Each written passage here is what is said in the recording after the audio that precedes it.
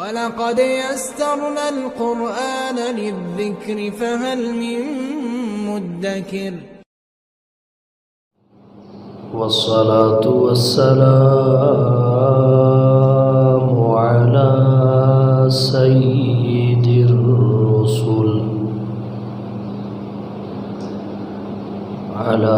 سيد الرسل وخاتم المعصومين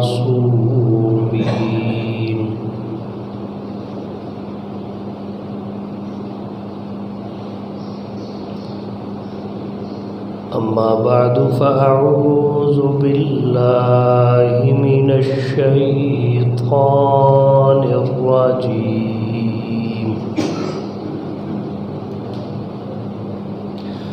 بسم الله الرحمن الرحيم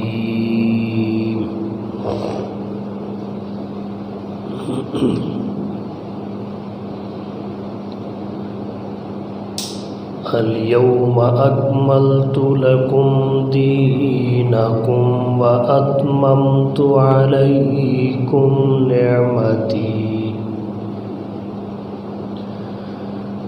ورضيت لكم الإسلام دينا وقال النبي صلى الله عليه وسلم إن الرسالة والنبوة قد انقطعت فلا رسول بعدي ولا نبي سبحان ربك رب العزة عما يصفون وسلام على المرسلين والحمد لله رب العالمين.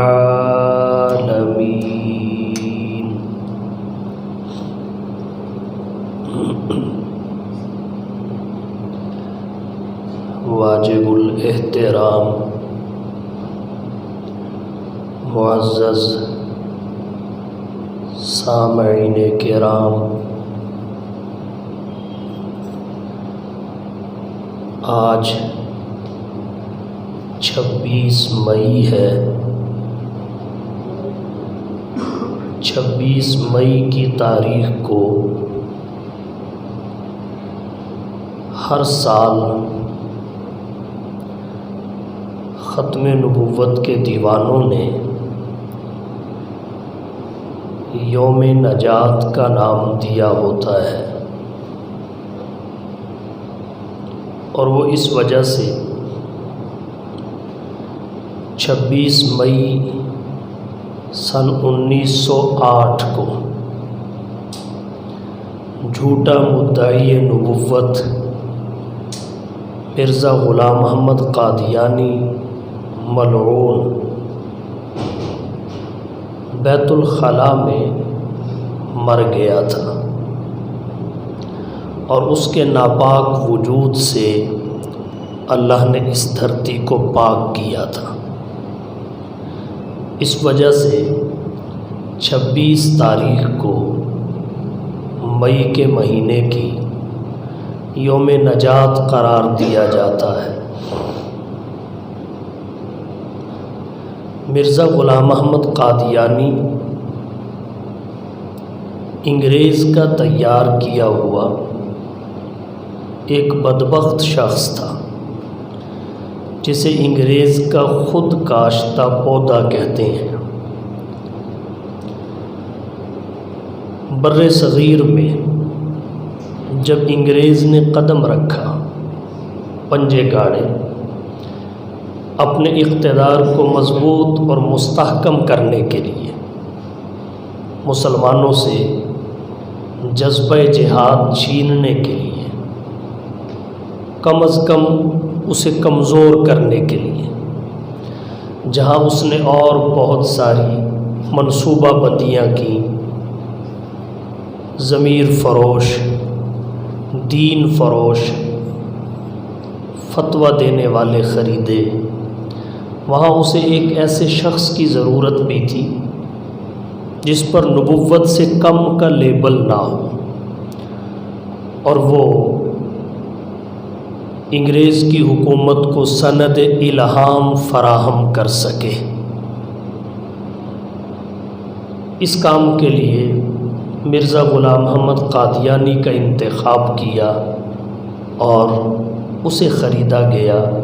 پھر اس سے من مانے فتوے، من مانی باتیں، کتابیں لوگوں کے سامنے کہلوائی گئیں، لکھوائی گئیں، تاکہ امت مسلمہ میں انتشار اور فساد ہو، یہ لڑتے رہیں اور انگریز حکومت کرتا رہے۔ جناب نبی کریم صلی اللہ علیہ وسلم کی حدیث ہے، آپ نے فرمایا انہ سیکون فی امتی ثلاثون کذابون دجالون، ان قریب میری امت میں 30 کاذب نہیں بلکہ کذاب پیدا ہوں گے، بڑے جھوٹے، داجل نہیں بلکہ دجال پیدا ہوں گے۔ انہ سیکون فی امتی ثلاثون کذابون دجالون کلہم یزعم انہ نبی اللہ، ان میں سے ہر ایک اس بات کا دعویٰ کرے گا کہ وہ اللہ کا نبی ہے۔ یہ بات پلے باندھ لو، انا خاتم النبیین، میں نبیوں میں آخری ہوں، لا نبی بعدی، میرے بعد کوئی نبی پیدا نہیں ہوگا، کسی کو نبوت عطا نہیں ہوگی، لا نبی بعدی، ہر قسم کی نبوت کی جناب نبی کریم صلی اللہ علیہ وسلم نے نفی فرما دی۔ حضور صلی اللہ علیہ وسلم نبی ہی نہیں آخری نبی ہیں، رسول ہی نہیں آخری رسول ہیں، پیغمبر ہی نہیں آخری پیغمبر ہیں، معصوم ہی نہیں خاتم المعصومین ہے، آپ پر عصمت بھی ختم ہے، چونکہ نبوت اور عصمت یہ لازم و ملزوم ہیں، ایک دوسرے سے جدا نہیں ہوتے۔ تو جہاں نبوت ہوگی وہاں معصومیت ہوگی، جہاں معصومیت ہوگی وہاں نبوت ہوگی۔ جب حضور کے بعد نبی کوئی نہیں تو اہل سنت والجماعت کے نزدیک آپ کے بعد معصوم بھی کوئی نہیں۔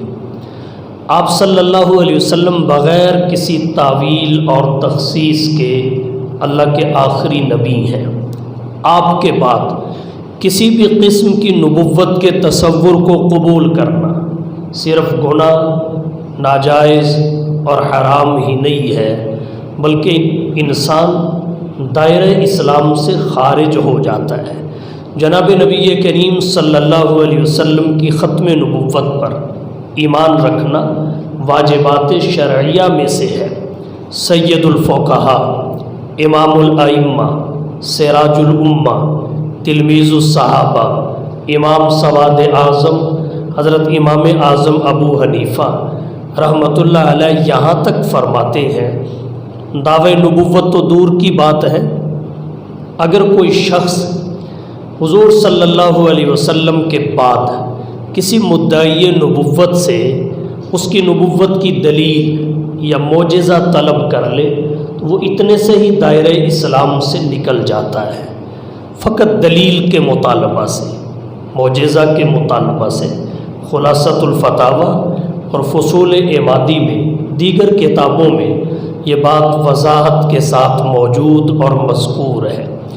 امام صاحب رحمۃ اللہ علیہ فرماتے ہیں وجہ یہ ہے کہ اس نے حضور صلی اللہ علیہ وسلم کے بعد نبوت کا امکان پیدا کر دیا، اس سے معجزہ اور دلیل طلب کر کے۔ اس کا یقین حضور کی ختم نبوت پر کمزور ہوتا دکھائی دیا، اس وجہ سے یہ دائرہ اسلام سے نکل جائے گا۔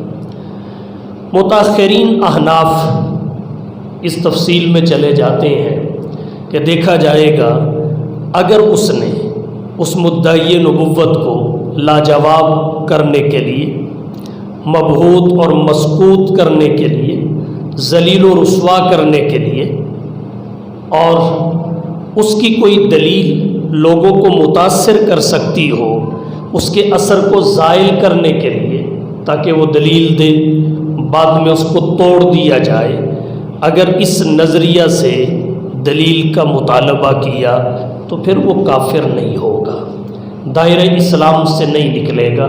لیکن سید الفقہاء سراج الامہ حضرت امام اعظم ابو حنیفہ رحمۃ اللہ علیہ اس تفصیل میں نہیں گئے، مسئلہ کی حساسیت کے پیش نظر انہوں نے کہا دلیل طلب ہی نہیں کرنی، نبوت کا امکان ظاہر ہوتا ہے، حضور صلی اللہ علیہ وسلم بغیر کسی تعویل اور تخصیص کے اللہ کے آخری نبی ہیں،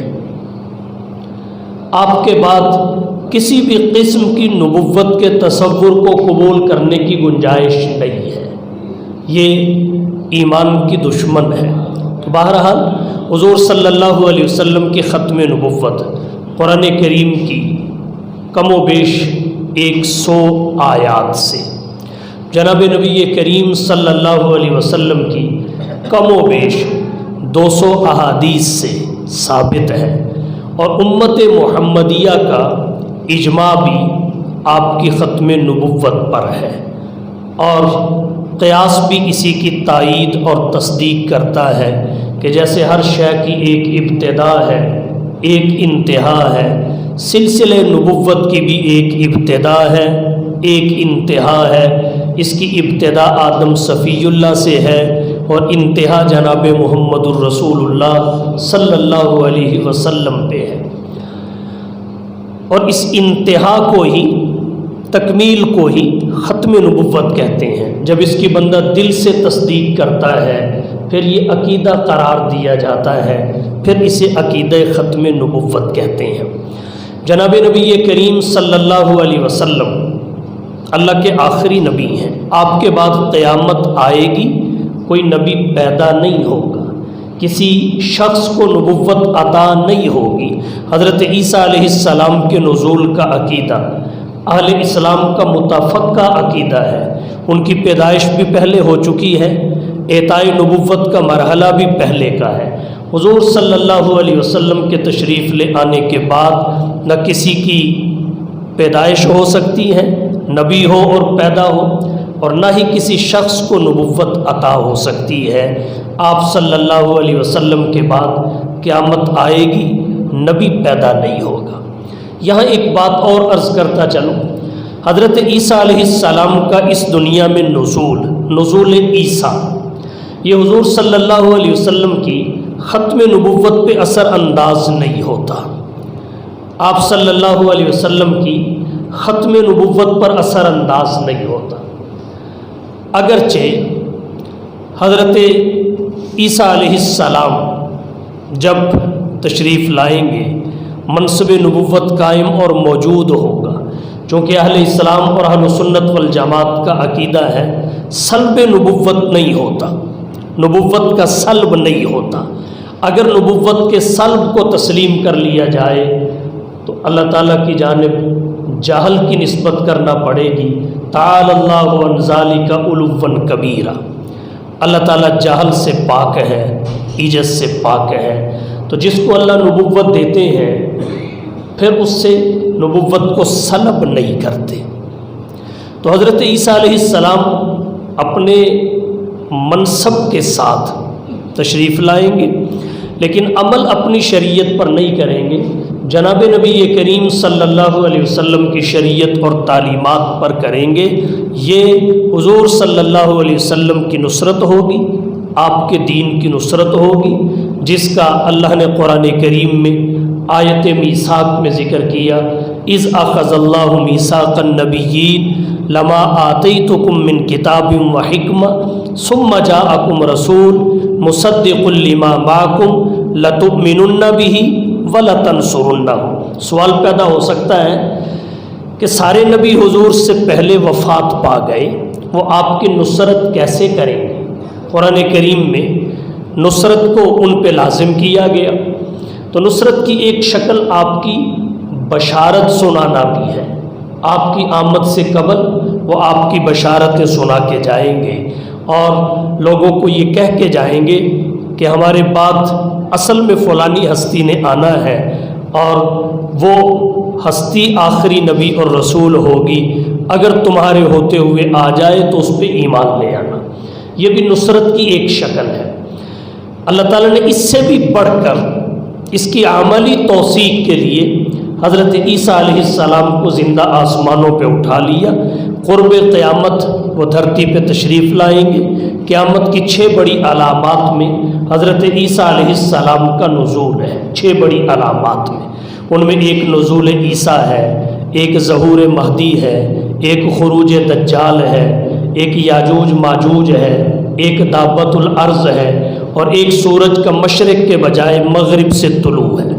یہ 6 بڑی علامات ہیں جنہیں قیامت کی علامات کبریٰ کہا جاتا ہے۔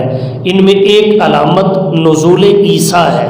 تو اللہ تعالیٰ نے حضرت عیسیٰ علیہ السلام کو زندہ آسمانوں پہ اٹھا لیا۔ انہیں قرب قیامت اللہ بھیجیں گے، وہ حضور کے دین کی نصرت کریں گے۔ دین نبوت کی نصرت حضور کی نصرت ہے، اور پھر وہ تمام انبیاء کے نمائندے ہوں گے تاکہ وَلَتَنْصُرُنَّهُ اس وعدہ کی عملی توثیق ہو سکے۔ تو حضرت عیسیٰ علیہ السلام کا تشریف لانا وہ حضور کی ختم نبوت پہ اثر انداز نہیں ہوتا۔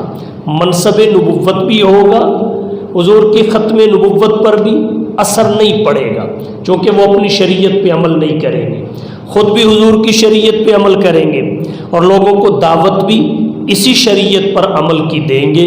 اس کو آپ ایسے ہی سمجھیں جیسے ہمارے ملک کا صدر یا وزیر اعظم کسی دوسرے ملک میں چلا جائے، کسی دوسری سلطنت اور ریاست میں چلا جائے، اس کا جو منصب اپنے ملک میں ہوتا ہے وہ منصب سلب نہیں ہوتا، برقرار رہتا ہے، لیکن جہاں جا کے وہ رہ رہا ہوتا ہے وہاں رہتے ہوئے عمل وہیں کے قوانین پہ کرتا ہے، اپنے ملک کے قوانین پہ عمل نہیں کرتا۔ بالکل اسی طرح حضرت عیسیٰ علیہ السلام کا منصب نبوت باقی ہوگا اور عمل وہ حضور صلی اللہ علیہ وسلم کی شریعت پہ کریں گے، چونکہ حضور صلی اللہ علیہ وسلم کے دھرتی پر تشریف لانے اور آپ کے زمانے نبوت کے، تعلیمات نبوت کے شروع ہونے کے بعد ان کی آمد ہوگی۔ تو حضور صلی اللہ علیہ وسلم اللہ کے آخری نبی ہیں، آپ کے بعد قیامت آئے گی، نبی پیدا نہیں ہوگا۔ پھر حضور صلی اللہ علیہ وسلم کے بعد کچھ لوگوں نے نبوت کا دعویٰ کرنا تھا، ان کی پیشین گوئی آپ صلی اللہ علیہ وسلم نے پہلے فرما دی، اور یہ بھی آپ کی نبوت کی ایک دلیل ہے، آپ کی صداقت کی ایک بڑی دلیل ہے کہ آپ نے اپنی زبان اطہر سے جو جو پیشین گوئی فرمائی ایک بھی ان میں سے غلط ثابت نہ ہو سکی۔ جیسے آپ نے فرمایا اللہ نے ویسے ہی دنیا کو کر دکھایا۔ کچھ پیشین گوئیوں کا تعلق آپ کی حیات طیبہ سے تھا، جیسے حضور نے فرمایا ویسے ہی پوری ہوئی۔ ان میں ایک پیشین گوئی میدان بدر میں، جنگ بدر میں آپ اور آپ کے دین کے دشمنوں کا ایک خاص جگہ پہ مر کے گرنا تھا۔ اللہ کے نبی نے نشاندہی فرمائی۔ جب جنگ کے اختتام پہ دیکھا گیا تو جس کے جہاں مرنے کی، مر کر گرنے کی نشاندہی ہوئی تھی وہ وہیں مر کر گرا اور اللہ کے نبی صلی اللہ علیہ وسلم کی پیشین گوئی پوری ہوئی۔ اور بہت ساری پیشین گوئیاں تھیں۔ کچھ پیشین گوئیوں کا تعلق آپ کے دنیا سے تشریف لے جانے کے بعد کے زمانہ سے تھا۔ ان میں ایک پیشین گوئی یہ تھی انہ سیکون فی امتی ثلاثون کذابون دجالون، اور یہ بھی اللہ نے پوری کی، پوری ہوئی۔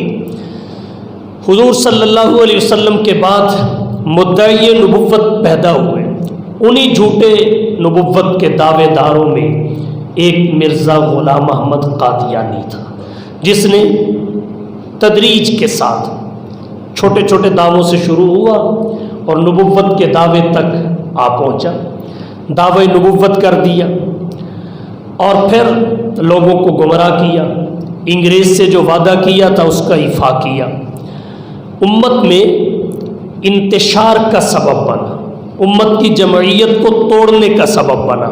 لیکن یاد رکھیے جو نبی ہوتا ہے اس کی حیات بھی اس کی نبوت کی دلیل ہوتی ہے، اس کی ممات بھی اس کی نبوت کی دلیل ہوتی ہے، نبی کی زندگی بھی نبوت کی دلیل ہوتی ہے، نبی کی موت بھی اس کی نبوت کی دلیل ہوتی ہے، زندگی بھی دلیل نبوت، موت بھی دلیل نبوت۔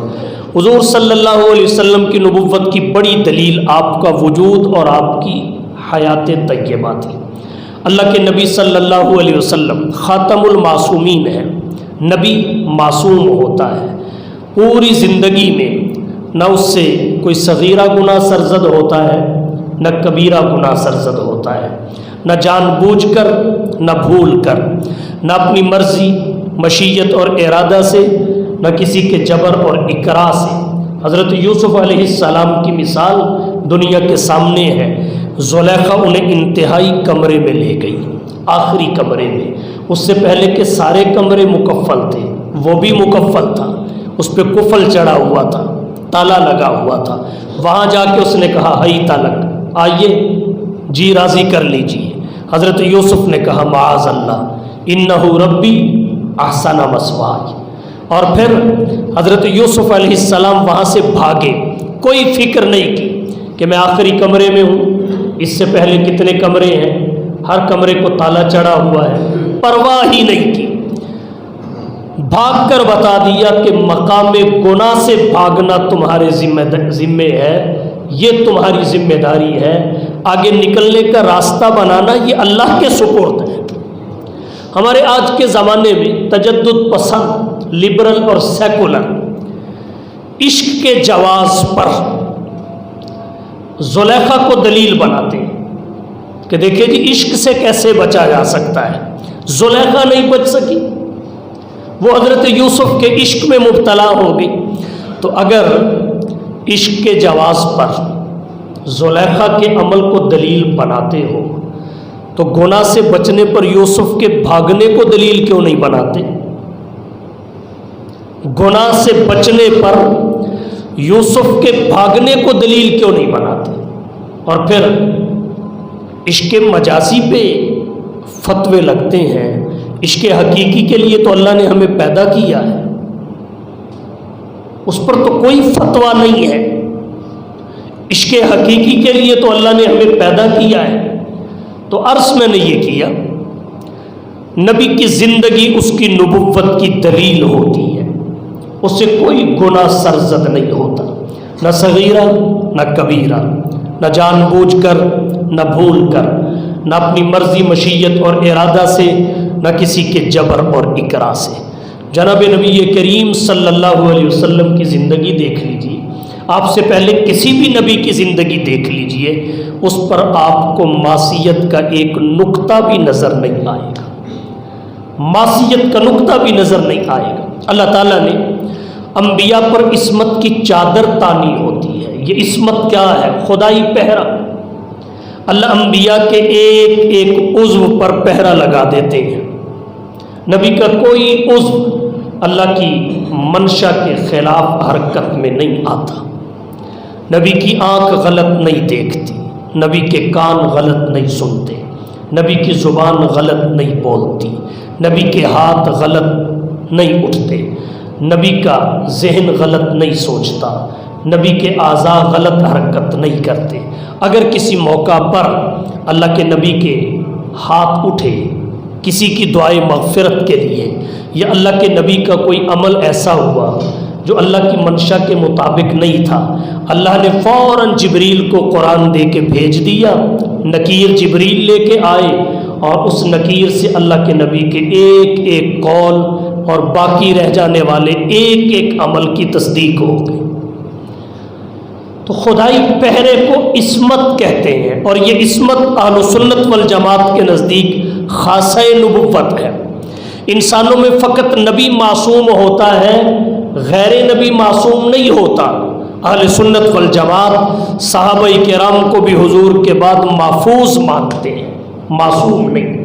اور میں کہا کرتا ہوں اللہ معبود ہے، بس اللہ ہی معبود ہے، انبیاء معصوم ہے، بس انبیاء ہی معصوم ہیں، صحابہ محفوظ ہیں، بس صحابہ ہی محفوظ ہیں، فقہا معجور ہیں، بس فقہا ہی معجور ہیں۔ مطلب ان سے اجتہاد میں خطا ہو تب بھی اجر، وہ مصیب ہو ثواب تک پہنچے تب بھی اجر۔ یہ فقہا کا طبقہ وہ طبقہ ہے جسے ہر صورت میں اللہ کے رسول نے اجر کا وعدہ فرمایا ہے، ان پر مواخذہ نہیں ہے۔ تو عرض میں نے یہ کیا، نبی کی حیات دلیل نبوت، نبی سے کوئی گناہ نہیں ہوتا، کوئی گناہ نہیں ہوتا۔ مرزا غلام احمد قادیانی نے دعوی نبوت کیا، اب اس کی حیات کو اگر دیکھا جائے، جھوٹوں سے بھری ہوئی، دھوکے سے بھری ہوئی، فراڈ سے بھری ہوئی، اور گناہ وہ جو انسان کو شرافت کے دائرے سے نکال دیتے ہیں، ان کا حامل شریف انسان بھی نہیں کہلا سکتا، دعوی نبوت تو بہت دور کی بات ہے۔ مرزا بشیر الدین محمود کا ایک خطبہ الفضل اخبار میں شائع ہوا، اس میں وہ لکھتے ہیں کبھی کبھی زنا کر لیا کرتے تھے۔ خطوط امام بنام غلام میں لکھا ہے مریدوں سے شراب منگوایا کرتے تھے۔ اپنی کتابوں میں، اپنے مریدوں کی کتابوں میں لکھا ہے رنڈیوں کے مال پہ ہاتھ صاف کر لیا کرتے تھے۔ تو اب یہ زندگی اس بات کی دلیل ہے کہ ایسا انسان تو شریفوں میں نہیں رہ سکتا، نبیوں کی صف میں کیسے کھڑا ہو سکتا۔ اللہ نے حضور پر ہر قسم کی نبوت کا دروازہ بند کر دیا، تو نبی کی زندگی اس کی نبوت کی دلیل ہوتی ہے، اس کی موت بھی اس کی نبوت کی دلیل ہوتی ہے۔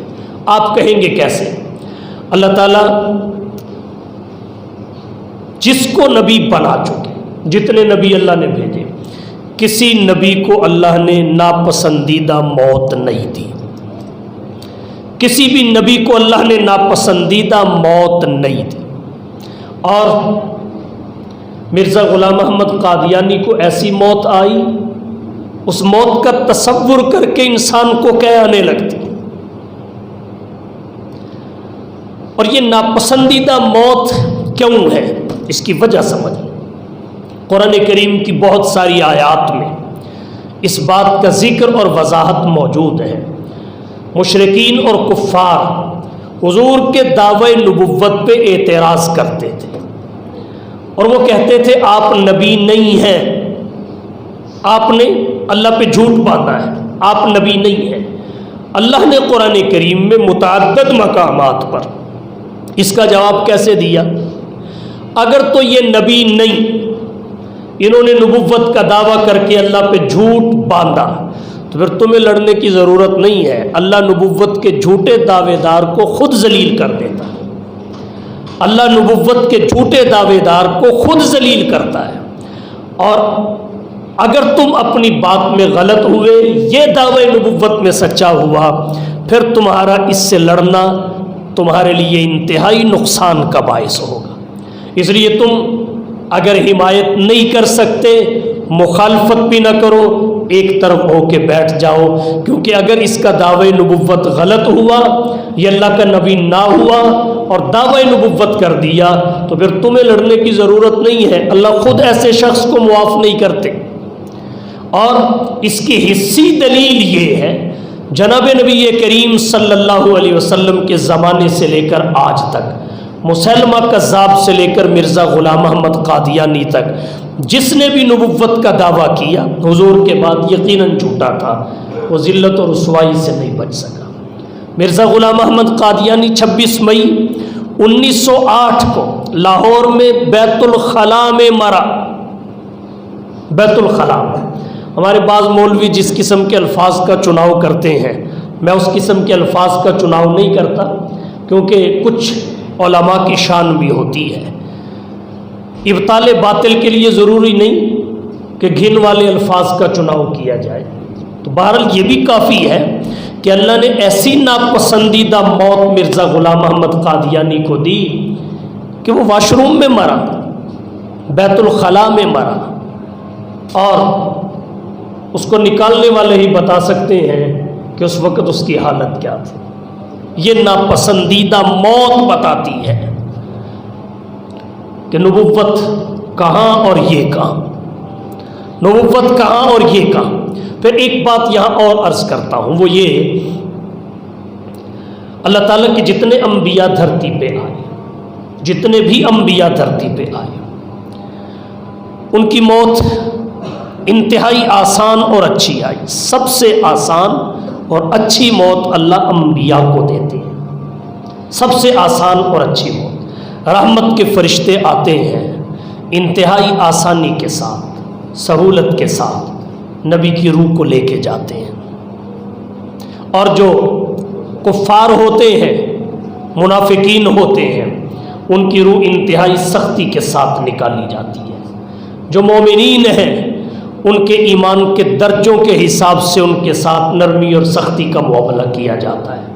بہرحال سب سے سہولت کے ساتھ جو ارواح اس دنیا سے رخصت ہوئی وہ انبیاء کی ارواح تھی۔ اور ایک بات یہاں اور عرض کرتا چلا، کوئی نبی دھرتی پہ ایسا نہیں آیا جس کی روح قبض کرنے سے پہلے فرشتے نے قبض روح کی اجازت نہ لی، فرشتے نے قبض روح کی اجازت نہ لی۔ اس پہ بخاری و مسلم میں حضرت ابو ہریرہ رضی اللہ تعالی عنہ سے ایک واقعہ ہے، حضرت موسیٰ علیہ السلام کا اور ملک الموت کا، وہ میں آپ کی توجہ کی نظر کر دیتا ہوں۔ جناب موسیٰ علیہ السلام کے پاس ملک الموت تشریف لائے، انسانی شکل میں تھے، جان قبض کرنے کے لیے آئے۔ حضرت موسیٰ علیہ السلام کو جب کہا میں جان نکالنے لگا ہوں، تو حضرت موسیٰ علیہ السلام نے تھپڑ مارا، آنکھ پھوٹ گئی۔ حضرت موسیٰ کا تھپڑ پھر مشہور تو ہے، فوقظ موسیٰ فقضا علیہ، قبطی کو مارا تھا وہ بھی انا للہ ہو گیا۔ تو حضرت موسیٰ علیہ السلام نے فرشتے کو تھپڑ مارا، آنکھ پھوٹ گئی، فرشتہ واپس چلا گیا بارگاہ الہی میں، اور جا کے اللہ سے کہا پروردگار جس بندے کے پاس آپ نے مجھے بھیجا ہے وہ تو مرنا ہی نہیں چاہتا، آپ نے جس کے پاس مجھے بھیجا وہ تو مرنا ہی نہیں چاہتا، اس نے میری آنکھ کا یہ حال کیا۔ اللہ تعالیٰ نے کہا اچھا جاؤ، اس کو جا کے کہو اگر آپ کا فی الحال مرنے کا ارادہ نہیں ہے تو ایک بیل کی پشت پہ ہاتھ رکھو، بیل کی پشت پہ ہاتھ رکھو، بیل کی پشت کے جتنے بال آپ کے ہاتھ کے نیچے آئیں گے اتنے ہی سال آپ کو زندگی عطا کر دی جائے گی، ہر بال کے بدلے 1 سال آپ کی حیات میں اضافہ کر دیا جائے گا۔ فرشتہ پھر آیا، آ کے کہا اللہ تعالیٰ یہ فرما رہے ہیں۔ تو حضرت موسیٰ علیہ السلام نے پوچھا اچھا اس کے بعد پھر کیا ہوگا؟ کہا پھر وہی ہوگا جس کے لیے آیا تھا، پھر موت ہے۔ کہا اچھا اگر پھر موت ہے تو پھر میں ابھی مرنے کے لیے تیار ہوں، پر میں ایک درخواست کرتا ہوں مولا، عرض مقدس سے اتنے فاصلے تک مجھے چلے جانے دیجئے کہ پھینکا ہوا پتھر اور عرض مقدس اس کے بقدر فیصلہ ہو، اتنا قریب چلا جانے دیجئے کہ میں عرض مقدس کے اتنا قریب ہو جاؤں کہ جتنا یہاں سے پھینکا ہوا پتھر قریب ہوتا ہے۔ حضور صلی اللہ علیہ وسلم نے فرمایا اگر میں وہاں ہوتا تو میں راستے کے ایک جانب آپ کو موسیٰ علیہ السلام کی قبر دکھاتا۔ تو حضرت موسیٰ علیہ السلام جب ان کے پاس ملک الموت آئے تو انہوں نے اس کو تھپڑ مارا۔ اس کی وجہ کیا ہے؟ حدیث کے شارحین نے اس کی بڑی توجیحات کی ہے۔ امام نووی رحمہ اللہ شارح مسلم وہ فرماتے ہیں اس میں ایک تو فرشتے کا امتحان تھا، فرشتے کا امتحان تھا۔ وہ امتحان کیا تھا کہ اللہ تعالیٰ جب بھی فرشتے کو کسی نبی کے پاس قبض روح کے لیے بھیجتے ہیں تو پہلے اس نے نبی سے اجازت لینا ہوتی ہے، اجازت کے بعد پھر حوالگی یہ روح کا مطالبہ ہوتا ہے۔ تو اس فرشتے نے آ کے اجازت نہیں لی، ڈائریکٹ حوالگی کا مطالبہ کر دیا، تو یہ اس کا امتحان تھا۔ حضرت موسیٰ علیہ السلام نے تھپڑ مار دیا۔ دوسری توجیہ امام نووی رحمہ اللہ نے یہ کی کہ یہ فرشتہ انسانی شکل میں آیا تھا، اور جب کوئی فرشتہ انسانی شکل میں آتا ہے، حتیٰ کہ کوئی جن بھی جب انسانی شکل میں ہوتا ہے تو اس کی طاقت ایک طاقتور انسان کے برابر ہو جاتی ہے، اس سے اوپر کی طاقت اس کی ختم ہو جاتی ہے۔ جب انسانی شکل میں آتا ہے، خواہ جن ہو یا فرشتہ ہو، اس کی طاقت ایک طاقتور انسان کے برابر ہوتی ہے۔ انسانی شکل میں آیا تھا، حضرت موسیٰ علیہ السلام پہچان نہ سکے، پھر جب اس نے کہا میں تجھے مارنے لگا ہوں، تو حضرت موسیٰ علیہ السلام نے اپنے دفاع میں تھپڑ دے مارا، اور آنکھ پھر اس لیے پھوٹ گئی کہ طاقت ایک طاقتور انسان کے برابر تھی، وہ فرشتوں والی طاقت انسانی شکل میں برقرار نہیں رہتی، اس لیے آنکھ پھوٹ گئی۔ تو بہرحال عرض یہ کرنا چاہ رہا ہوں کہ نبی کی روح قبض کرنے سے پہلے فرشتہ اس بات کا پابند ہوتا ہے کہ نبی سے قبض روح کی اجازت لے۔ اور پھر حضرت موسیٰ علیہ السلام نے یہ بھی کہا میرے اور ارض مقدس کے درمیان ایک پتھر پھینکنے کا فاصلہ رہ جائے، اتنی مہلت مجھے مل جائے۔ تو جہاں وہ قریب ہو کے جانا چاہتے تھے انہوں نے درخواست کی، اللہ نے پوری کر دی۔ حضور نے فرمایا میں وہاں ہوتا تو پھر تمہیں وہ جگہ بھی دکھاتا جہاں حضرت موسیٰ علیہ السلام کی قبر ہے۔ اب جب نبی کی روح کو قبض کرنے سے پہلے اجازت بھی لی جاتی ہے، اور موسیٰ کو یہ آفر بھی کر دی گئی کہ اگر آپ مزید رہنا چاہتے ہیں تو بیل کی پشت پہ ہاتھ رکھیے، جتنے بال آپ کے ہاتھ کے نیچے آئیں گے اتنے سال آپ کی حیات بڑھا دی جائے گی۔ پھر ان کی یہ درخواست بھی پوری ہوئی کہ پتھر پھینکنے کے فاصلے تک مجھے مقدس سرزمین کے قریب کر دیا جائے۔ اگر مرزا غلام احمد قادیانی کے دعوی نبوت میں کوئی بات ہوتی تو پھر وہاں بھی یہ سارا ماحول بننا تھا، پھر وہ لیٹرین میں کیسے مر سکتا تھا؟ کیا وہ اتنا بھی نہیں کہہ سکتا تھا کہ مجھے لیٹرین سے تو باہر جانے دو، اس حالت سے تو نکلنے دو؟ یہاں سے پتہ چلتا ہے وہ جھوٹا انسان تو تھا، نبی نہیں تھا۔ سوچنے اور سمجھنے کی بات ہے۔ میں عام لوگوں کے لیے بہت نچلی سطح پہ آ کے بات کر رہا ہوں، کیونکہ مرزائی اور قادیانی لوگوں کو گمراہ کرنے کی اخیر کر رہے ہیں، آپ کو سمجھنے میں کوئی دقت اور دشواری پیش نہ آئے۔ ایک بات پھر اور عرض کرتا ہوں، وہ بھی سمجھیے۔ نبی کی جہاں وفات ہوتی ہے وہیں نبی کی تدفین ہوتی ہے، جہاں وفات ہوتی ہے وہیں تدفین ہوتی ہے۔ جناب نبی کریم صلی اللہ علیہ وسلم کی جب وفات ہوئی، آپ کی تجہیز و تکفین سے پہلے خلیفہ کا تقرر ہوا، اور خلیفہ کا تقرر پہلے ہی بنتا ہے۔ اصولی طور پہ خلیفہ کا تقرر ہونا بھی پہلے چاہیے تھا، اور وہ ہوا، اس میں کوئی اعتراض اور اشکال والی بات نہیں ہے۔ جب خلیفہ مقرر ہو چکے حضرت ابو بکر صدیق رضی اللہ تعالی عنہ، تو پھر بہت سارے معاملات جن میں رائے مختلف ہونا تھی اور ہوئی، تجہیز و تکفین کے معاملہ میں ہی وہ خلیفہ وقت نے، خلیفۃ الرسول نے سلجھائے۔ ان میں ایک معاملہ یہ بھی تھا، رسول اللہ صلی اللہ علیہ وسلم کی تدفین کہاں کی جائے۔ آپ کی جہاں یہ اختلاف ہوا، قبر آپ کی بغلی لاحد کی شکل میں بنائی جائے یا شگاف والی بنائی جائے جیسے ہمارے یہاں بنتی ہے۔ ویسے یہ اختلاف بھی ہوا کہ آپ صلی اللہ علیہ وسلم کی قبر بنائی کہاں جائے، تدفین کہاں کی جائے۔ صحابہ کی آراء مختلف تھی۔ خلیفہ اول بلا فصل جانشین پیغمبر حضرت ابو بکر صدیق رضی اللہ تعالی عنہ گویا ہوئے، فرمانے لگے میں نے حضور صلی اللہ علیہ وسلم سے سنا ہے کہ میری جہاں وفات ہوگی وہیں تدفین ہوگی، جہاں وفات ہوگی وہیں تدفین ہوگی۔ وفات آپ کی حجرہ عائشہ میں ہوئی تھی، جنازہ آپ کا حجرہ عائشہ میں ہوا، سلام پڑھا گیا، ٹولیوں کی شکل میں ہوا۔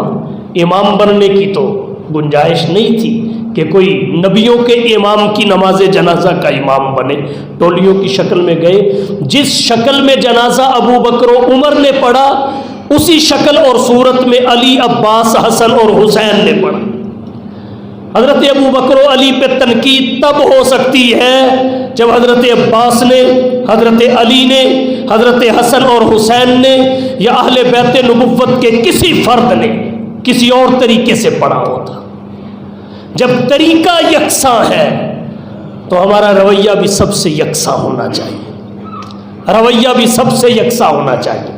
تو خلیفہ اول بلا فصل جانشین پیغمبر حضرت ابو بکر صدیق رضی اللہ تعالی عنہ نے فرمایا جہاں حضور کی وفات ہوئی وہیں تدفین ہوگی، چنانچہ تدفین وہیں روضہ رسول میں۔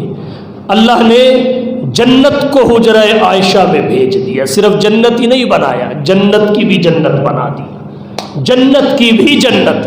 ما بین بیتی و منبری روضۃ من ریاض الجنہ، یہ صدیقہ کائنات کی محبوب کائنات سے وفا کا صلہ تھا کہ اللہ کے نبی کو حضرت عائشہ کے حجرے سے دور نہیں کیا گیا اور حضرت عائشہ کے حجرے کو ہی جنت قرار دے دیا گیا، بلکہ جنت کی بھی جنت۔ تو نبی کی جہاں وفات ہوتی ہے وہی تدفین ہوتی ہے۔ مرزا غلام احمد قادیانی مرا لاہور میں تھا، ریل کے ذریعے اس کی میت قادیان پہنچائی گئی اور وہاں اس کو دفن کیا گیا۔ تو اس کی زندگی بھی اس بات کی دلیل ہے کہ اس کا اور نبوت کا آپس میں کوئی لینا دینا نہیں، اس کی موت بھی اس بات کی دلیل ہے کہ اس کا اور نبوت کا کوئی لینا دینا نہیں۔ یہ شریف انسان بھی نہیں ہے، نبی تو کیوں کر ہو سکتا ہے؟ اس لیے اپنے ایمان بچائیے، یہ بات پلے باندھ لیجئے، حضور کے بعد قیامت تو آئے گی، جب بھی آئے کوئی نبی پیدا نہیں ہو سکے گا۔ حضور بغیر کسی تعویل اور تخصیص کے اللہ کے آخری نبی ہیں، اور یہ وہ عقیدہ ہے جس کے لیے سب سے زیادہ قربانی اس امت نے دی ہے۔ حضرت قاضی سلیمان صاحب منصور پوری رحمہ اللہ نے رحمت للعالمین جلد ثانی 213 صفحہ پہ لکھا ہے، حضور کے پورے زمانے حیات کے شہداء کی اگر گنتی کی جائے تو وہ 259 بنتے ہیں، 259، اور اکیلے جنگ یمامہ کے شہداء کی اگر گنتی کی جائے تو وہ 1200 افراد تھے جو جنگ یمامہ میں حضور کی ختم نبوت کے لیے شہید ہوئے۔ ان میں اکثر صحابہ تھے اور 600 یا 700 قرآن کریم کے قراء تھے، جن کی شہادت کے بعد یہ خطرہ لاحق ہوا کہ قرآن کریم کی حفاظت کو کوئی مسئلہ پیش نہ آئے، تو حضرت عمر نے تجویز پیش کی، ان کی تجویز پر حضرت ابو بکر صدیق کے زمانہ خلافت میں قرآن کریم کو کتابی شکل میں جمع کیا گیا۔ تو سب سے زیادہ قربانی جس مسئلے پہ امت نے دی ہے وہ نبی کی ختم نبوت کا تحفظ ہے۔ اللہ تعالیٰ اس عقیدے کو پلے باندھنے کی توفیق عطا فرمائے اور اس پر ہمیں مضبوط یقین نصیب فرمائے۔ جیسے اللہ کی ذات اور صفات کو مان کر وحدت کو مانے بغیر بندہ مومن نہیں ہو سکتا، ایسے ہی حضور کی نبوت اور رسالت اور افضلیت کو بھی مان لیا جائے تو ختم نبوت کے مانے بغیر بھی بندہ مومن نہیں ہو سکتا۔ وآخر دعوانا ان الحمد للہ رب العالمین۔